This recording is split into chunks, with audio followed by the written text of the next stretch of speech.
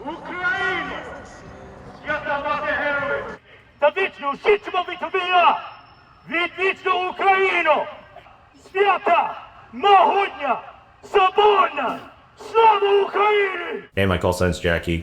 I'm a volunteer to the Armed Forces of Ukraine. I've been here since March 2022, so over 4 years now. Hey, you pupper.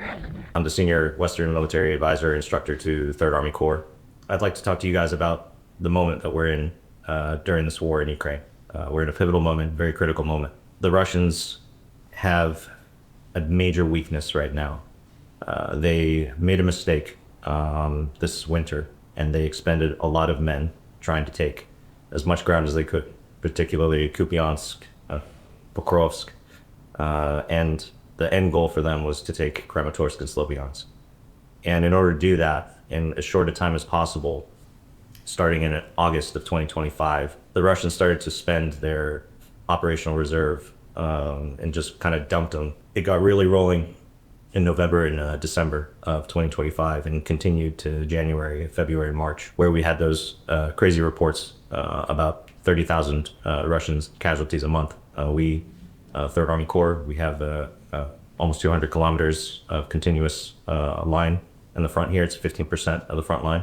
Our numbers match the ones we know. They match that 15% matches to the 100% of 30,000 every month.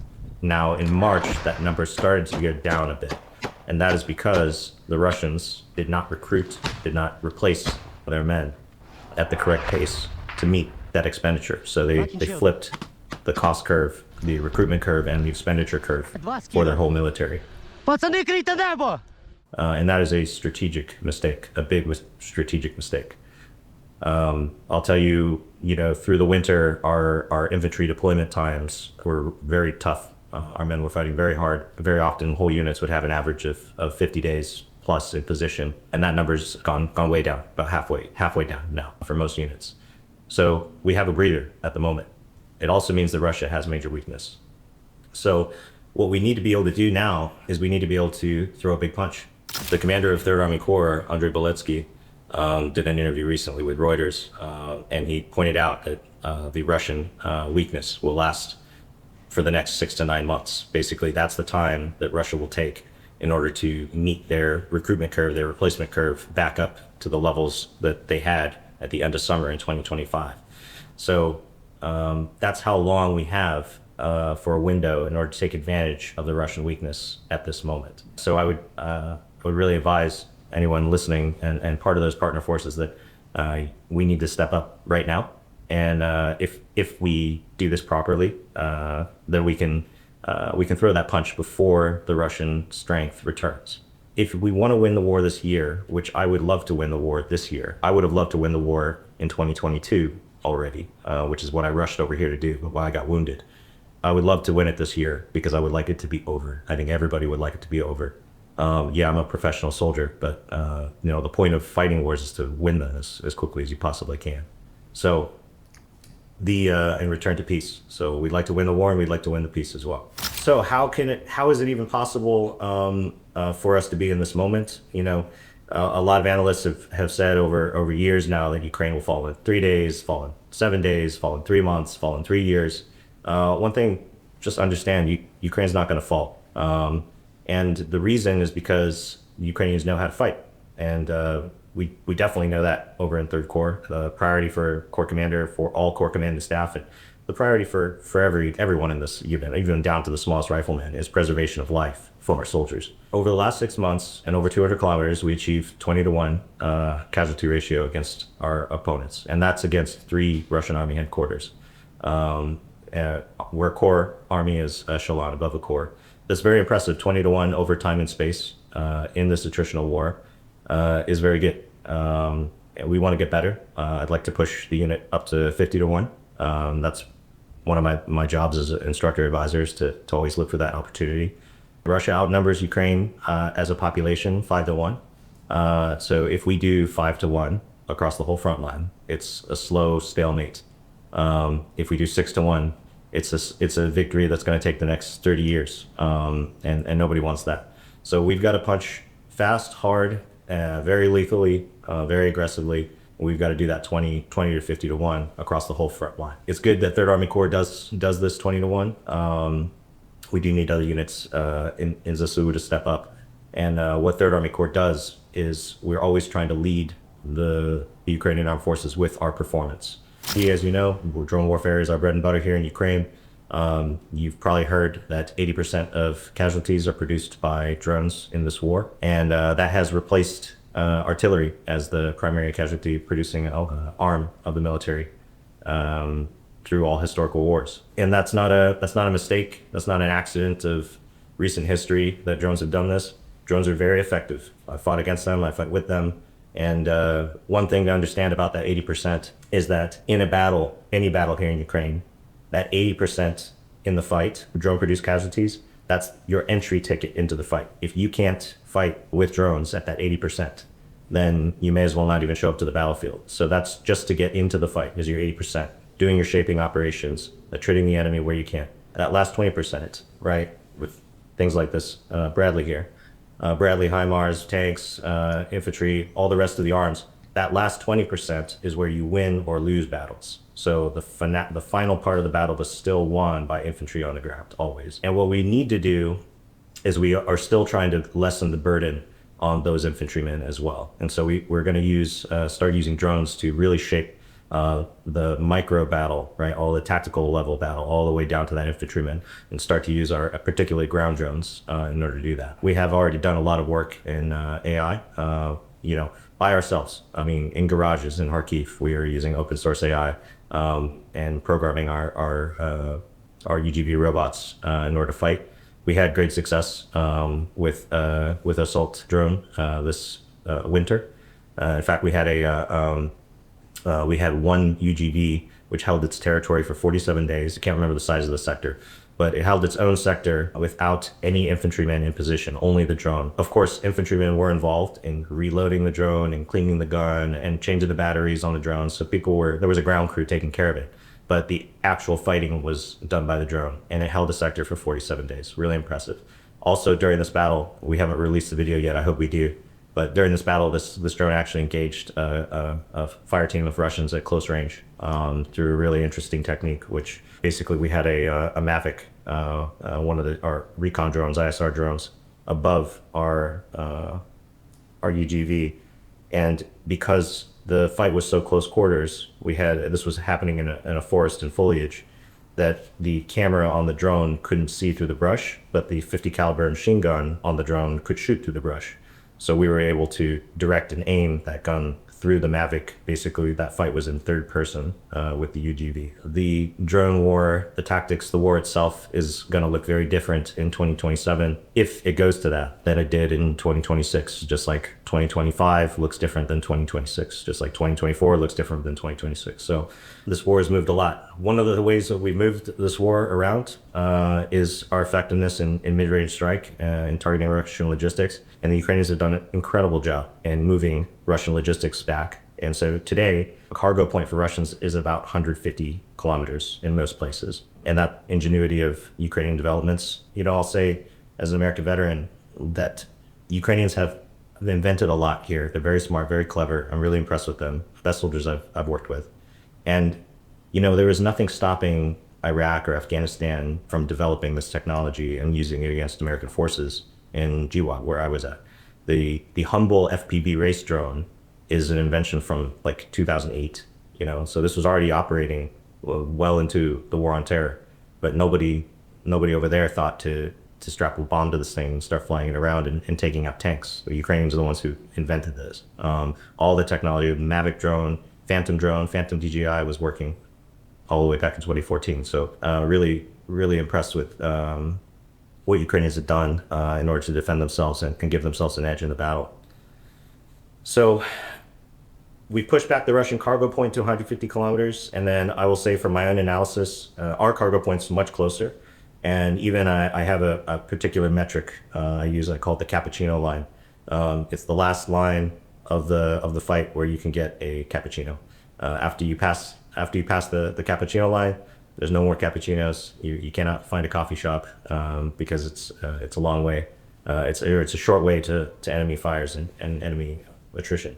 So the Russian Cappuccino line is about 45 kilometers away from the front line at the moment. I'll tell you, our Cappuccino line is about 28 kilometers from the front line.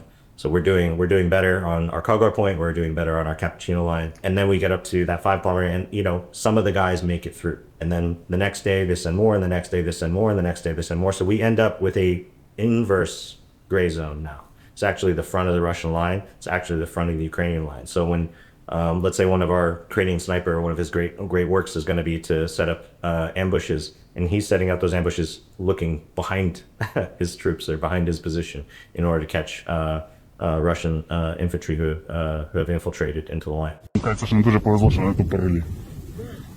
А чому їх тупі справляють? Безтолкові. Літають над нами. І підходять знає куди. Ukrainians have a very strong desire to hold on to every piece of their land. It's very important to them. And what's not going to happen is the Ukrainians are not going to cry uncle. So one of the two sides in this war needs to win.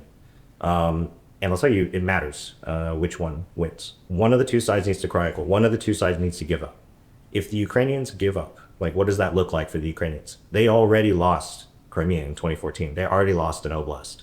And it wasn't enough for Russians. They wanted more in 2022. So they already have a clear indicator about Russian intent.